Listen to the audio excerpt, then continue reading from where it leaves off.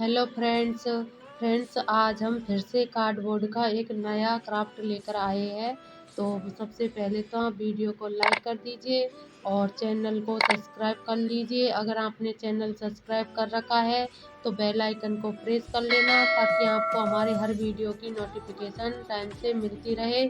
और आप इस तरह के क्राफ्ट अगर बनाना सीखना चाहते हो तो आप हमारे चैनल पर विजिट करके और अलग अलग तरह के क्राफ्ट बनाना सीख सकते हो, जो कि हम वेस्ट मटेरियल का यूज करके भी बनाते हैं। तो आप घर में पड़े वेस्ट मटेरियल का यूज करके अच्छे अच्छे क्राफ्ट बनाना सीख सकते हैं और अपने घर को भी सजा सकते हैं। इस तरह से हम इस क्राफ्ट को बना करके रेडी करेंगे।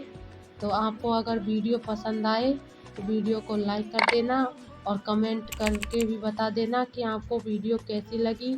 यूज़फुल हो तो अच्छा कमेंट कर देना और वीडियो को शेयर भी कर देना ताकि मुझे भी सपोर्ट मिले। और तब तक के लिए आप वीडियो को एंजॉय कीजिए।